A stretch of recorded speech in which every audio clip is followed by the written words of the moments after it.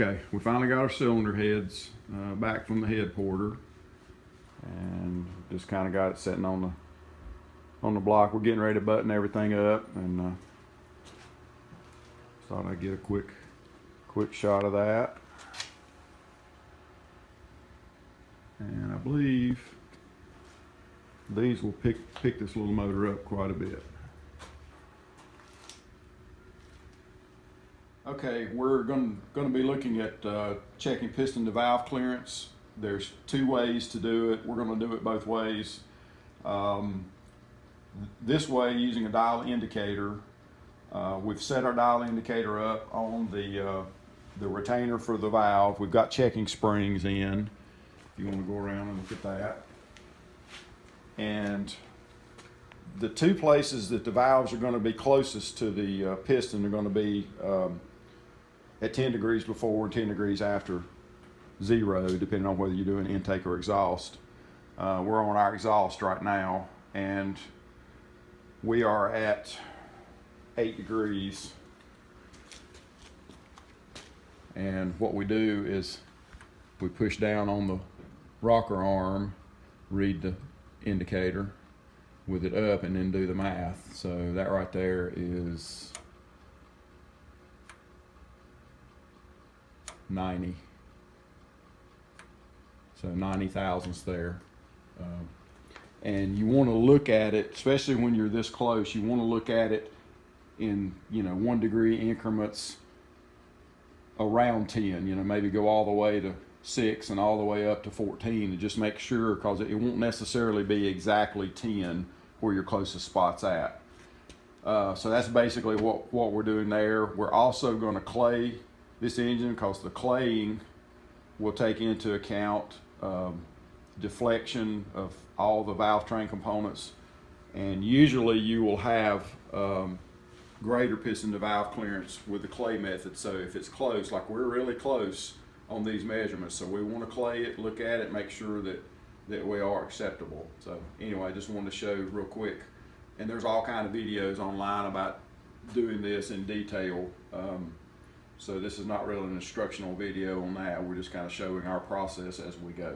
So anyway, next step will be to mock it up and clay it. Okay, now we've checked our piston to valve clearance with a clay method, and what we did is put some little small balls of clay. You can see the positions we put them in. You want to get them close out to the valve, the outer edge of the valve pocket too, to look at that clearance. And then we put a head. This is actually a used head gasket, but we put that on. We torqued the head down, and so everything's going to be compressed like it would be, and then set the valve train up, and we went ahead and zero lashed our lifters, so that still gives us another 20 for lash. And then you come in here and we'll start cutting little slivers of this out and measuring it, but I've already looked at it with the end of a caliper, and I can already tell that we're going to be okay. So we'll cut some slivers out and check it closer, but everything seems to be good. So that's how that works. And this method here doesn't lie, because you're spinning the motor over, and it's showing you exactly where the piston and valve come closest together. So anyway, we'll carry on and go to the next step. What are you doing, son? Torquing heads, finally. Did you eat your Wheaties this morning? I should have. I got them pulled to 100 and did it in 3 steps. Okay. I'm gonna pull the top rod 105. So. Okay. All right. Making progress.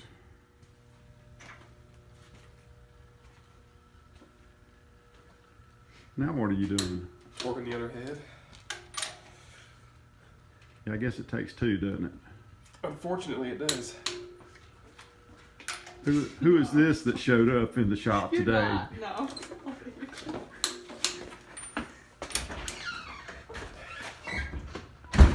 Well, that was Miss Riley Welch. She's the backup girl for the Odd Rod, and a little bit camera shy, so I had to sneak up on her to get her on video. But she was over here checking out our progress. So anyway, so now we've got both heads on and torqued. Intake is on and torqued and sealed. Distributor's just stuck in just to keep dirt out of the hole. I don't have it timed yet, and still got to work on the water pump drive mount and get that worked out, and then seal the water pump. It is Saturday afternoon, and we are expecting push rods on Tuesday. So looks like we'll be probably Wednesday, hopefully firing it off. I went a little while ago and picked up our engine run stand, which you've seen on some other videos we've used. A friend of mine had borrowed it, so we've got to get our engine back on it and get everything hooked up. Got to go find some radiator hoses and everything. So hopefully a couple more days and we'll hear some noise. Now what are you doing? We're torquing down all the valve train stuff. So I'm just going back and putting anti-seize on these. They're going in aluminum. Okay, rocker stands. Yeah, rocker stands. So it's all the T&D stuff, which is super nice, but we still got to set up the exhaust. They've got to be shimmed to make sure the pattern and stuff looks good on the top of the valve. So All right. it's all good. So after our fiasco yesterday. Yeah, we don't even want to talk about that. we want people to think we know what we're doing. It's all good. We had to do a little step back in time and take a few parts off and redo a couple things, but anyway, we're moving forward. Actually, just had a few water leaks yesterday that kind of snuck up on us that we had to correct. So anyway, what are you thinking? When are we going to get to fire this off? Hopefully today. I mean, this is. Well, I'm thinking definitely today, but what are you thinking? Maybe a couple hours? Yeah, a couple hours if all goes well. I Okay. still gotta, cut some bolts for the valve covers, just some little stuff. But other than Okay. that, I mean, it's put push rods in, light it off. Okay, carry on. Like what? The stand? Probably roll away.